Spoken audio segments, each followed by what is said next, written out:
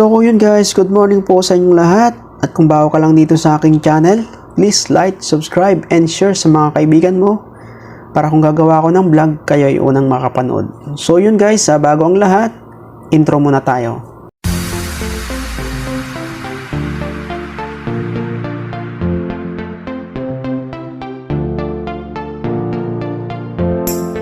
At yun, kung bago ka lang dito sa aking channel, please like, subscribe, and share sa mga kaibigan natin para sa ganun, updated kayo kung may mga gagawin akong vlog. So yun na nga guys, mayroon tayong i-unboxing na power bank dito. GUI Brave 20,000 mAh power bank. At ang kagandaan pa nito guys, 3 years warranty na. So sulit na sulit talaga. So yun guys, bago ako bumili nito, nag-search muna sa Google kung talagang legit itong power bank na ito. At yun nga, nakita ko nga, marami na rin gumagamit sa buong mundo, halos billion na rin. So kaya ako napabili nito guys. Matibay talaga, smooth gamitin. So dito sa likod guys, makikita nyo dito yung kanyang appearance. Ayan o. Yan. Capacity 20,000 mAh.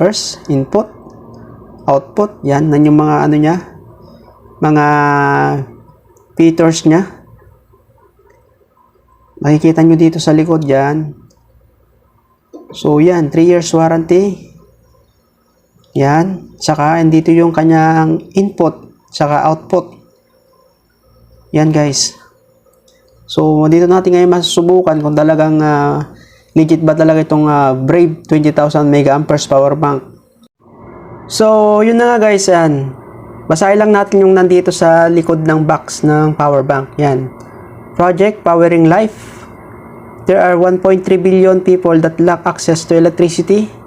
GOWI mission is to give the light to villages around the world by installing GOWI solar system in their home. You may visit our website for details on the Power Bank Life project. So yan guys. Ibig sabihin, napakaganda talagang gamitin tong power bank na to. So yun guys, huwag na natin patagalin pa. Yan, box na natin. Yan, naka-seal pa siya oh. So, yun guys, buksan na natin siya. Yan, mayroon pa siyang tape dito. Yan.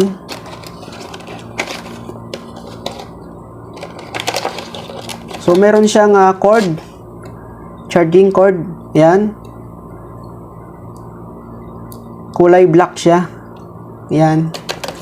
Alam nyo ba guys na kaya pala maiksi ang ginagamit na wire dito sa power bank? Para sa ganun, pag nagcha-charge tayo dito sa power bank, galing sa supply mismo, kaya maiksi ang ginagamit na wire. Para sa ganun, madali siyang mapuno. At saka, yung kuryente yung dumadaloy dito sa wire na to, papunta dito sa power bank, ay hindi na masyadong nag-uubos pa ng oras. Kumbaga, mas maiksi yung dinadaloyan ng kuryente papunta dito sa power bank. Kaya, maiksi yung ginagamit na cord. Yan. So, tignan natin guys. Yun oh. So yan, tingnan na natin. Nakalagay pa talaga sa plastic. Ayan. So nandito yung kanyang power on sa bandang gilid. Yan. Nakikita nyo kulay green. Ito. So makikita nyo dito guys, ayan yung kanyang 20,000 mAh. So, itong power bank na to guys, ay pwedeng gamitin sa mga travel, sa mga malayuan, lalo-lalo na yung mga umuwi ng probinsya, ay pwede ito. So, nandito pa yung mga ibang detalye niya sa likod, yan. Kita nyo ba?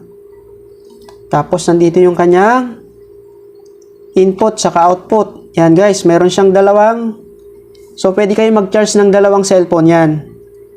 Dito, saka dito sa kabila. So, dito naman yung kanyang input. Ito yung dalawang output niya guys, dalawa. So yan, so mayroon siyang ilaw dito na 4. Yan, tignan natin dito. So i-on natin. Yan guys, nag-ilaw siya ng kulay white. Yan, mayroon siyang 4. So bago ko i-unboxing nga pala ito guys, ay sinubukan ko na dito sa aking mobile na ginagamit ngayon.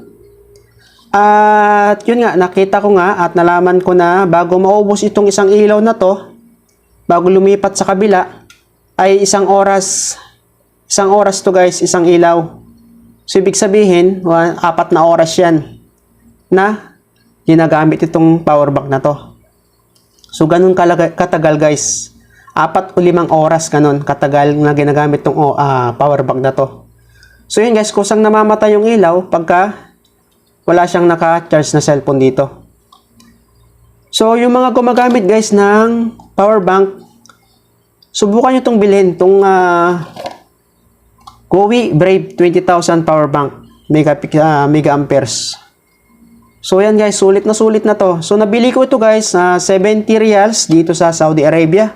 So hindi ko alam kung may ganito dyan sa Pilipinas. Mayroon naman siguro pero hindi ko alam kung ang presyo. So kung i-convert mo guys, yung 70 reals sa peso ay nasa 1,000 plus. So sulit na to guys dahil 20,000 mega amperes power bank siya. At pwedeng to sa malayuan na biyahe, lalo na mga nagda-travel vlog. So legit talaga tong power bank na to. So kung ako sa inyo guys, ito nang gamitin nyo. Kasi marami na talagang gumagamit sa ganitong power bank. Yan. So, hindi naman siya masyadong mabigat. Tamang-tama lang. So, mayroon din siyang mayroon ding 10,000, mayroon ding 20,000. So, yun guys. Salamat at na-share ko rin po yung aking unboxing ngayon. At sana nakatulong at nakapagbigay po ng konting tips itong aking content sa araw nito guys. So yun, pwede nyo pong i-share ito guys sa mga kaibigan natin para sa ganun, masubukan din nila itong GOWI Brave 20,000 mega amperes power bank. Yan guys, 3 years warranty. Yan. So sulit na sulit talaga. So yun guys, hanggang dito na lang yung aking vlog at kung bago ka lang, please like naman and subscribe para sa ganun, updated ka kung may mga gagawin akong vlog. Thank you and God bless.